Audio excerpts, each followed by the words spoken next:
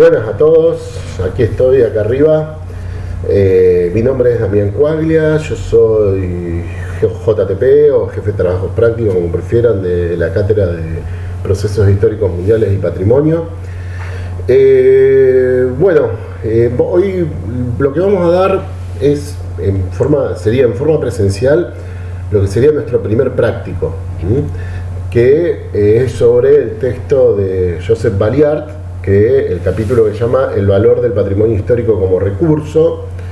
Esto en forma presencial, por lo general lo que yo hago es juntarnos en grupo y discutir este texto, porque la verdad que es un texto súper completo, me parece un texto base que a primera de cambio parece complicado, pero en realidad no lo es tanto cuando lo empezamos como a desmenuzar un poquito. Así que vamos a tranquilizarnos. Si ustedes ya lo vieron, ya lo leyeron o lo estuvieron hojeando y no entendieron nada, cosa que puede pasar tranquilamente, no importa, acá lo vamos a tratar de desmenuzar al máximo. Lo que voy a hacer es ver si divido en dos este PowerPoint, digamos una primera parte donde vamos a hablar, porque el texto se divide en dos grandes partes, en una donde vamos a hablar sobre el valor y en otra donde vamos a hablar sobre la cuestión del patrimonio para estudiar la historia. Les pido disculpas por un par de cositas. Primero, principalmente por el tema del sonido. Yo voy a ver si eso lo puedo corregir para otra clase, conseguir un micrófono o algo, porque el sonido ambiente me mata, no me gusta para nada. Bueno, si llega a haber alguna pregunta, alguna cosa, la pueden dejar en los comentarios, la pueden dejar acá en comunidades, y lo vamos a tratar de trabajar este texto entre todos. Bueno, la primera parte, vamos a empezar, vamos a arrancar con lo que tiene que ver con el patrimonio y el valor. ¿Qué vamos a ver aquí? ¿Qué vamos a ver aquí? Vamos a ver el tema de valor y patrimonio, como les decía, los tipos de valor de los que habla Valliart, las formas que tenemos de estudiar el pasado, los alcances y las limitaciones de los objetos. Cuando hablo de los objetos, hablo de los objetos del pasado, que esto quede claro. O sea, los objetos del pasado que hoy son patrimonio. Y el contexto económico, o sea, qué pasa con el mercado también. O sea, si es compatible esta idea de patrimonio y mercado, ya vamos a ver por qué. Ya vamos a ver por qué vamos a hablar de estos temas. En lo que hace a la primera cuestión, la idea de valor y patrimonio. Cuando Valliart lo primero que nos dice, ya desde el comienzo este texto lo que tiene que desde el primer párrafo ya nos empieza a tirar información.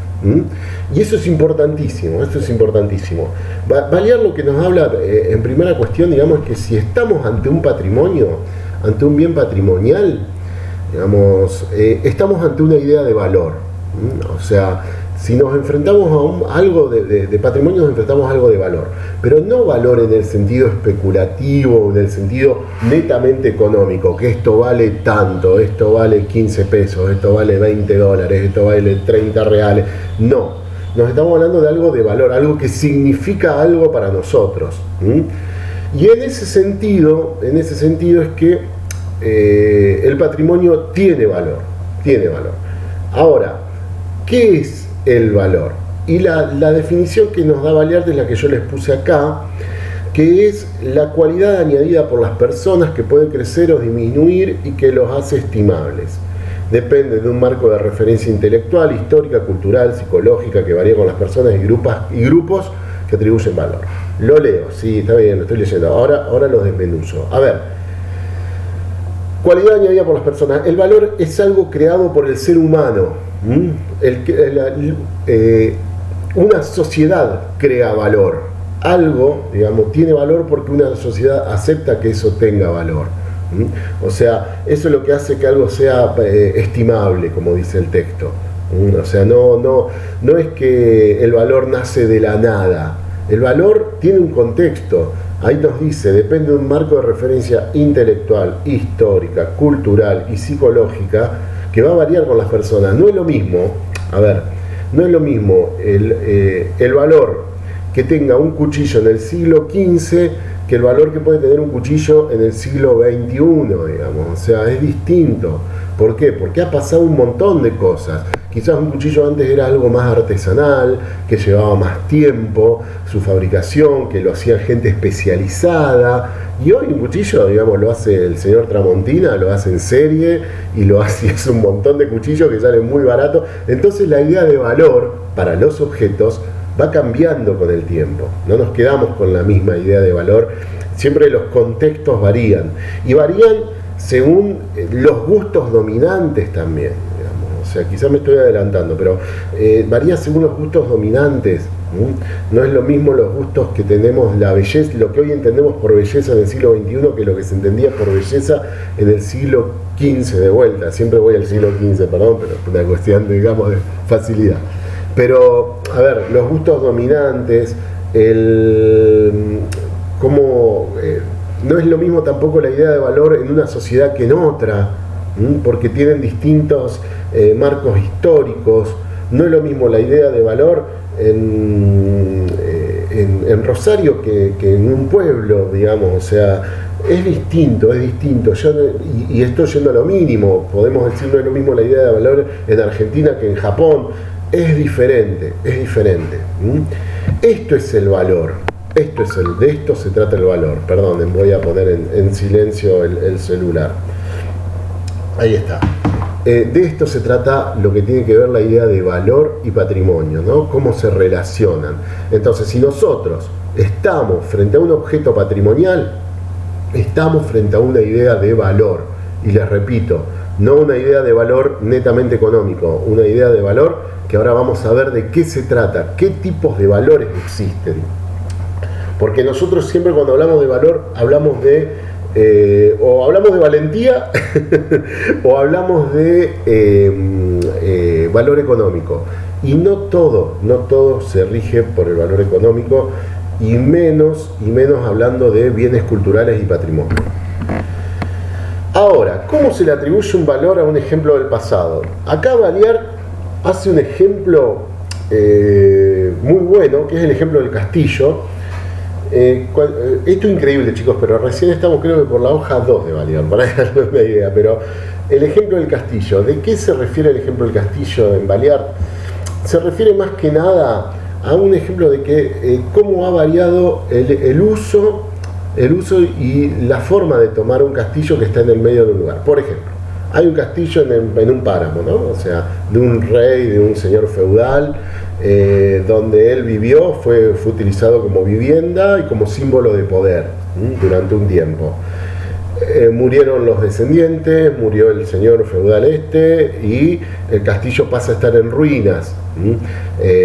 Pasa a ser refugio de gente que pasa por ahí, de pastores, etcétera, y de golpe, por ejemplo, un poeta o una serie de poetas comienzan a crear leyendas sobre el castillo y a crear historias que por ahí son mitos, otras quizás son reales, y comienza a valorarse de otra manera ese lugar. Y de golpe también ese castillo pasa a ser un punto de referencia para la gente que pasa por ahí, y evoluciona tanto hasta llegar hasta hoy en día, donde un grupo de conservacionistas dice que esto hay que mantenerlo o restaurarlo, depende de la escuela que estemos hablando, y comienza a ser explotado en pos del beneficio turístico o para que la gente conozca un poco más de su pasado. O sea, el castillo, desde que fue utilizado netamente como el uso como vivienda hasta como atracción turística, ha variado su valor. Hoy tiene otro valor muy diferente al que tuvo durante todas estas etapas de las que hablábamos. O sea, es muy claro este ejemplo, muy claro. De todas maneras me pueden preguntar cualquier cosita. Lo que va a hacer nuestro amigo Baliart acá, va a hablar de un autor que se llama Lippe, que Lippe lo que va a dar nos va a decir, digamos, o sea, que los valores se encuentran dados dentro de cierto contexto social y económico, ¿no? Lo que hablábamos recién, los criterios del gusto dominante, las creencias mayoritarias, la investigación en ciencias sociales, etc. Esto, digamos, es lo que venimos hablando hasta ahora. Ahora bien, elaboramos, lo que hace Lippe es elaborar un esquema de los diferentes tipos de valor que existen, pero no lo hace pensando, y esto es lo que Baliart lo va a decir, no lo hace pensando para un esquema universal, sino que este tipo de valores se van a encontrar más que nada dentro del esquema de la sociedad norteamericana. Entonces, para Lippe, y ojo, diferencien, esto es lo que dice Valliart sobre Lippe. Para Lippe, o Lippe, no sé cómo se diga, Lippe, no sé. El valor económico, existen 4 tipos de valores: el valor económico, el valor estético, el asociativo y el informativo. Bueno, el económico es una cuenta matemática, es bien frío, digamos, sale de la diferencia entre lo que cuesta mantener el patrimonio y los beneficios que pueden salir después de una intervención de ese patrimonio. O sea, ¿cuánto cuesta mantener este castillo? ¿Y cuánta plata le voy a sacar yo a este castillo si lo convierto en una atracción turística? Ese sería el valor económico. Después tenés el valor estético, si esto es algo lindo o no es algo lindo, parece una pavada o parece superfluo, pero el valor estético pesa mucho. Acá sí es donde hablamos de los criterios de gusto dominante y lo que entienden los individuos por algo bello. Hay cosas, no voy a entrar en un debate sobre la estética, pero hay cosas que sí son universalmente lindas, digamos, o sea, y hay que ver si esto entra dentro de ese valor. ¿Qué ejemplo de algo universalmente algo lindo? Un amanecer. A todo el mundo le gustan los amaneceres o los atardeceres. O sea, eso es algo universalmente lindo, por ejemplo. El valor asociativo. Los objetos del pasado expresan cosas sobre las personas que lo crearon o utilizaron. Esto va a ser importante porque también Valliart va a hablar de este tipo de valor, pero con otro nombre. Y el valor informativo es el que sale de la investigación que se hace sobre ese objeto. O sea, se encuentra un objeto perdido en una excavación arqueológica y de ahí en adelante comienzan a hacer investigaciones sobre los materiales que se usaban, para qué se usaba este objeto, a qué remite, de qué se trata, os habla del tipo de sociedad. O sea, los expertos ponen su punto de vista en este objeto que se encontró. Bueno, esto es según Lippe, pero como dice Valliart, Lippe lo piensa en un contexto muy cerrado a estos tipos de valor, y Valliart lo que no va a hablar en realidad va a buscar una forma más universal de hablar del valor. Entonces Valliart nos va a hablar de que existen en realidad 3 tipos de valor: el valor de uso, el valor formal y el valor simbólico significativo. Por favor les pido, no confundan los tipos de valor de Valliart que los tipos de valor de Lippe. Son 2 cosas distintas y a veces en los finales me hablan de los tipos de valor de Lippe y no me hablan de los tipos de valor de Valliart. Para nosotros es importante lo que dice Valliart, quiero hacer esta aclaración. Valor de uso. El valor de uso, evaluamos el patrimonio en función de su utilidad. A ver, y ahí puse un cuchillo de la edad de piedra. ¿A qué me refiero con esto? A ver, ¿qué es el valor de uso? El objeto sirve para satisfacer una necesidad. Un cuchillo sirve en la medida que podamos cortar la carne, por ejemplo. Si no podemos cortar la carne, no va a servir. Esto es el valor de uso. El valor formal. El valor formal se refiere a los objetos que son apreciados por su forma, consistencia y despierta nuestros sentidos. Un collar como el que tenemos, un collar medieval como el que tenemos ahí, de piedras preciosas y oro, digamos, tiene un valor por su sustancia, por lo que está hecho, y también por quién lo hizo, cómo se hizo. A eso ahora lo vamos a profundizar un poquito más. Y por último, el valor simbólico significativo, que son un puente. Los objetos del pasado tienen un puente que nos conectan con el presente. A ver, dice, son medios de relación entre las personas que lo produjeron o lo usaron con la actualidad. Es muy parecido al valor asociativo del que hablaba Lippe. Esto es, a ver, les grafico con un ejemplo porque es más fácil. La foto que ustedes ven ahí es de un sable. Decís, es un sable, qué sé yo, pero no es cualquier sable, es el sable de San Martín. Entonces, eso es lo que lo hace especial. En esa época había muchos sables, pero el que tenía San Martín era este. Entonces, ahí es donde está la diferencia. que era el sable de San Martín, el sable corvo de San Martín. Que es importante, ¿por qué? Porque para nosotros significa mucho.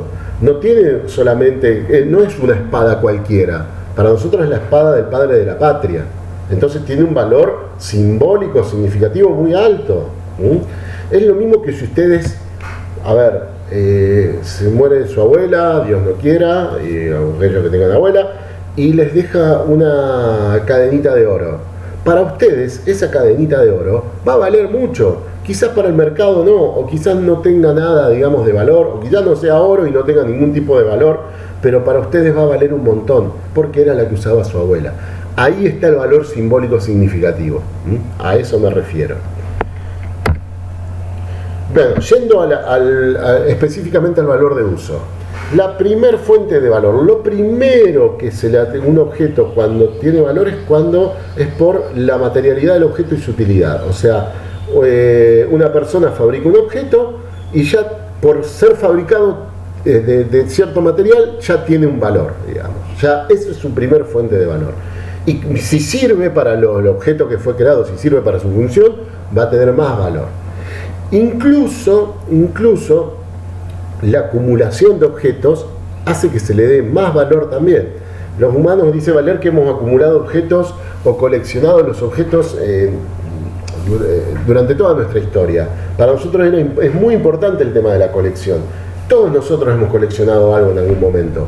Figuritas, latitas, qué sé yo, estampillas, monedas, no sé, lo que se les ocurra. Pero todos hemos coleccionado algo. O coleccionamos algo y nos gusta mantener y la colección en sí misma da valor, ¿no? Dentro del valor de uso, Valliart también hace referencia a lo que es el valor de uso inmaterial. ¿De qué se trata? Es el valor de uso que surge a través de la investigación. Si se investiga ese objeto y ese objeto genera un nuevo conocimiento para la humanidad, va a tener un valor de uso inmaterial. Este valor de uso inmaterial no es muy valorado, para decirlo de alguna manera. La investigación no se encuentra muy valorada en sí misma. Entonces no nos va, digamos, económicamente no parece muy redituable, pero es muy importante, es muy importante. El segundo valor, el valor de forma. Nos hablan de qué están hechos los objetos, lo que les decía recién. Los objetos pueden estar hechos de una materia que apela a los sentidos, ¿no? O sea, el collar de oro y piedras preciosas. ¿No? O sea, decís, qué lindo, qué bueno que ese collar, debe valer una fortuna.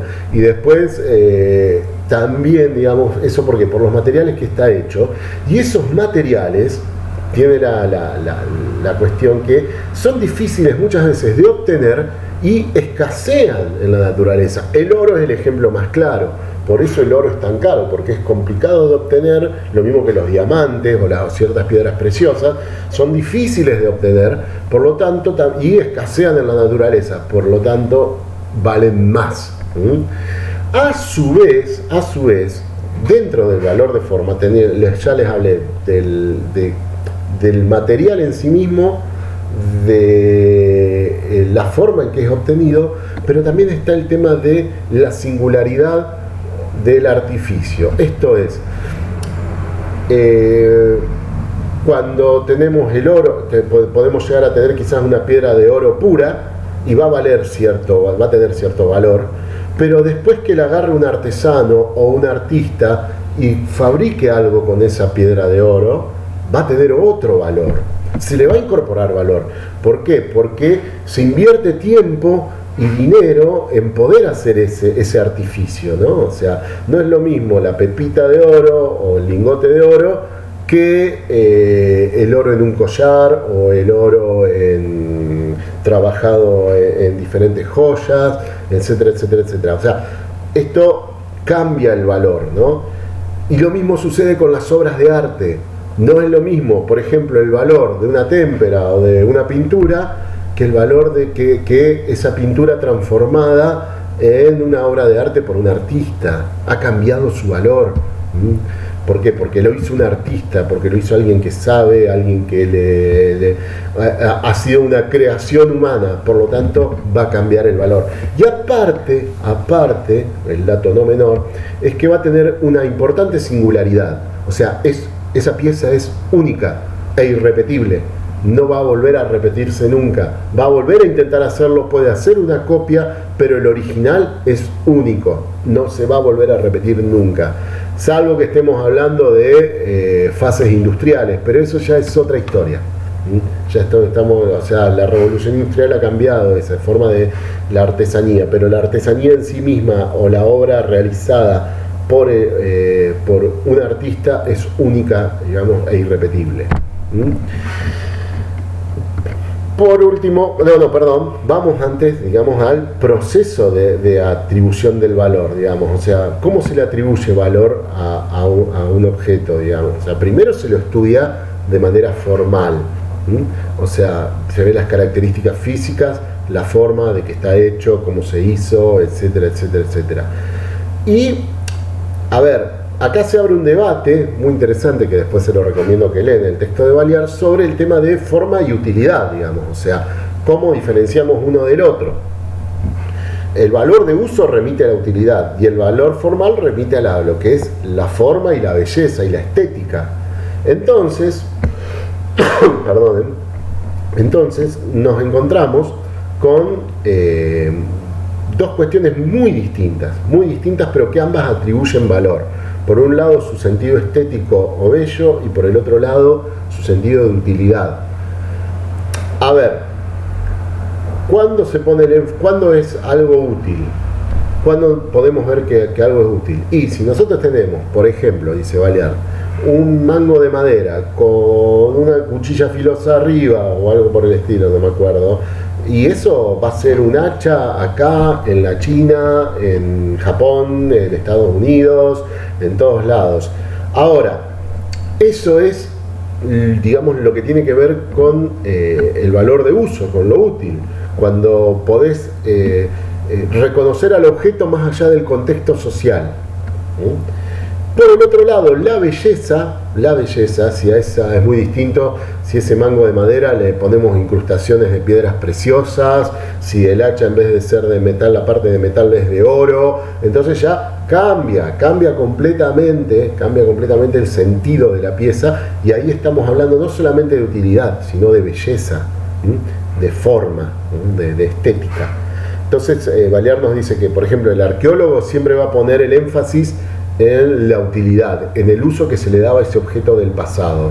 El historiador de arte va a poner el énfasis en lo que tenga que ver con la belleza o con la estética del objeto que se ha encontrado. Bueno, espero que hasta acá se venga entendiendo bien. Si no, lo pueden volver a repetir, tienen que leer el texto, y esto es como un acercamiento al texto. Por último, el tercer valor, que es el simbólico significativo, que los objetos del pasado son un signo social. A ver, ¿qué me refiero con esto? Los objetos se nos presentan como signos. Los signos hablan de nosotros, hablan de nuestros gustos, hablan de quiénes somos. No voy a adentrarme, como hace Valliart, a hablar de semiología, porque no tiene sentido. Por favor, que esa parte no los confunda a la hora de ver el texto. Yo lo que quiero que entiendan es esto.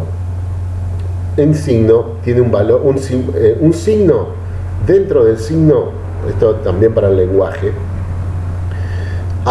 tiene una cuestión que se llama significado y el otro significante. Dentro del significado, digamos que sería la cuestión literal, nos vamos a encontrar con que una letra A es la A, digamos, o sea, no tiene muchas cosas. Ahora, el signo también tiene un valor simbólico, simboliza algo, o sea, el signo reemplaza una palabra, para decirlo de alguna manera.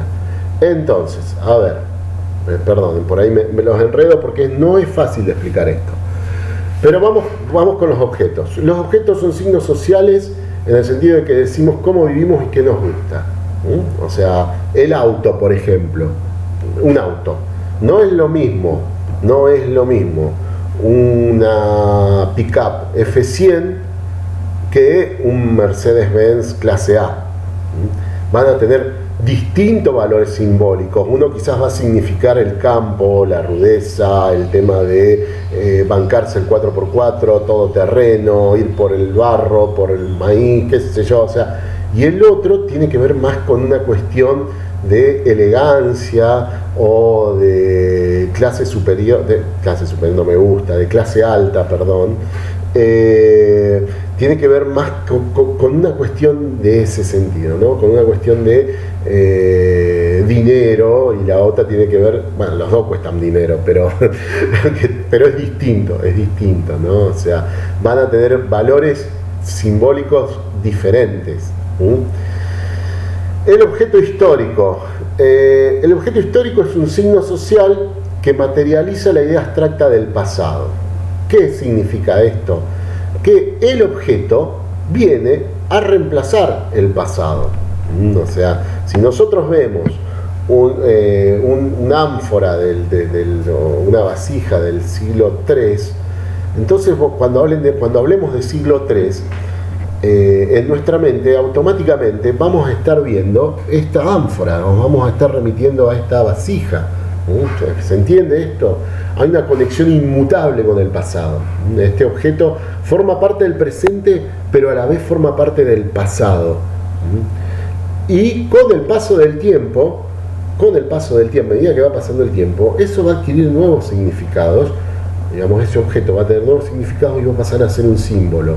No es lo mismo, volviendo al sable de San Martín. El sable de San Martín, cuando apenas se murió, digamos que podría haber tenido, miren, el sable de San Martín, vamos a cuidarlo, a lo que significa hoy.